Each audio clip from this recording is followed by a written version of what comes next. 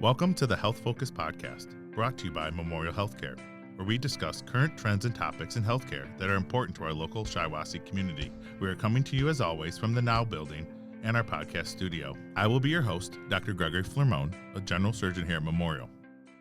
With me here today is Michaela Krazan, who works in our talent management department and recruiting. Michaela, thank you very much for joining us. Thank you for inviting me on the show today. My day-to-day in the talent management office is pretty diverse when it comes to the recruiting side of things. So I do all of the recruiting for everybody in the hospital except for the providers. That would be the nurse practitioners, the physician assistants, and the doctors. I know we have a lot of positions open at Memorial.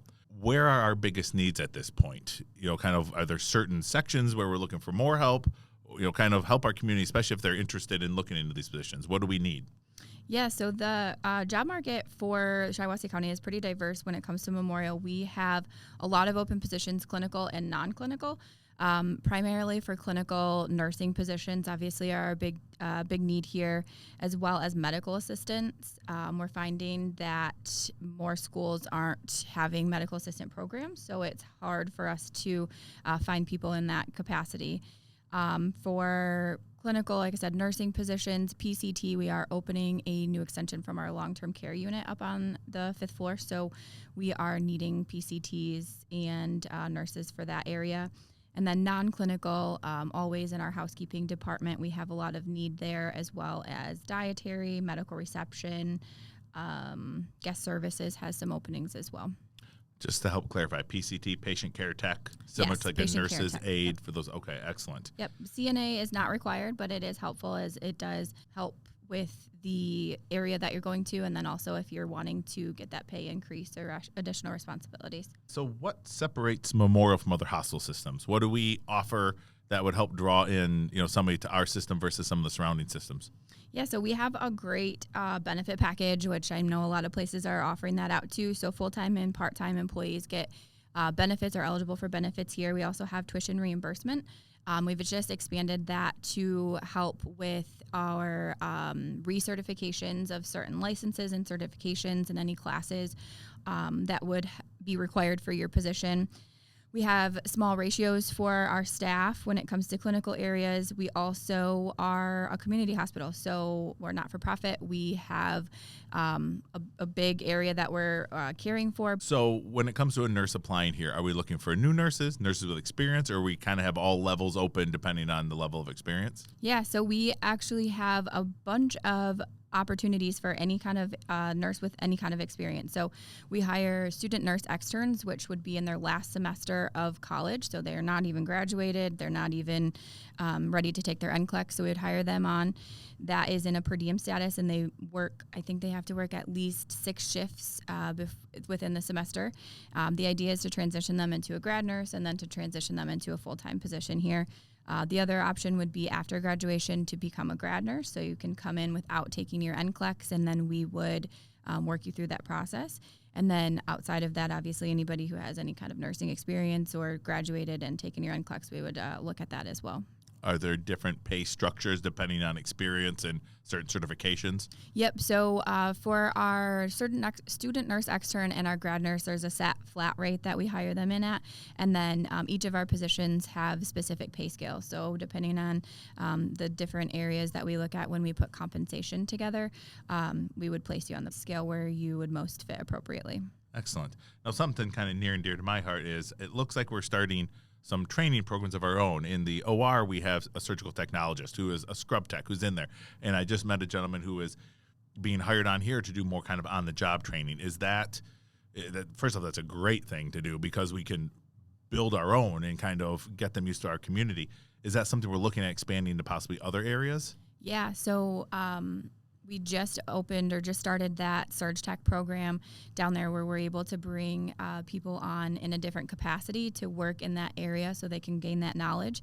And then we would help with the tuition reimbursement program, put them through the program so that way they can be what they want to be, what we would like them, to help out with.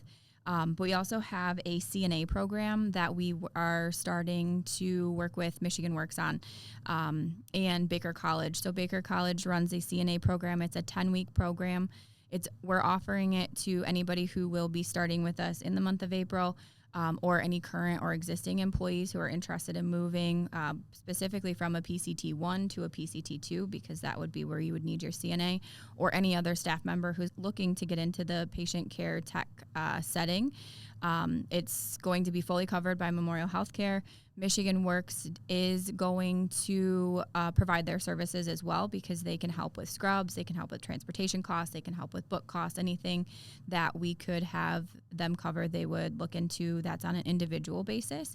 But the idea is to help, kind of like I said, staff that long-term care unit, but also to grow our staff and to help them get paid more money, but also grow their skills and hopefully kind of climb up that ladder. Excellent. It sounds like giving back to the community. Yeah. So how do we reach out to the community? What types of programs? How do you advertise? Where do people find information about you? So I just recently, with the help of our marketing business development team, have worked out a Facebook jobs page. So we actually have a specific Facebook page that I help run with the help of the business development team to post job postings that we have. It's kind of by twice a week right now we're posting them. And then we also post on the regular Memorial Healthcare Facebook page. I will be out at career fairs a lot. I do, Michigan Works usually does one every quarter or every couple of months. I do one there. I've been going to colleges. I'll be going out to the farmers market. Anywhere anybody invites me to go, I pretty much go and set up a booth. And there's a now event that's going to be happening here April 29th that we will have a table at as well. Also, we have open interviews. So every third Wednesday of the month, I have my team. We're now over at the Medical Arts Building in the Conference Center. We do open interviews. So anybody is welcome to come in. It's open interviews for any position that we have open, to come in, just a brief conversation with me, provide a resume. I pass that information along to the hiring managers. Any hiring manager that you're interested in a position for, I pass that along to. And then they reach out for setting up a full-on formal interview. Do we do a lot of internal recruitment here? Do we reach out to our staff? Like you said, it sounds like PCT1s, try and get them up to PCT2s. Are there other programs like that we're trying to, increase, our own productivity with people that we have here already? Sure. I would say it happens more in the clinical areas where we have students or people coming in working like as a PCT going to a nurse position. We definitely do promote kind of moving up the ladder internally for people who are interested. So anybody who is interested in a transfer to a different department or to help grow those skills, we can definitely have that conversation, and they can reach out and check on the website or reach out to me directly. Well, Michaela, thank you very much for joining us, and I wish you all the luck in filling these positions here at Memorial. So that brings us to the end of today's episode. Again, thank you to Michaela for joining us and taking time out of her busy day. And thank you to our listeners for tuning into the Memorial Healthcare Podcast. If you've enjoyed our show, please make sure to rate and review us wherever you listen to your podcasts. Again, this is Dr. Flermone saying thank you, and we'll talk to you soon.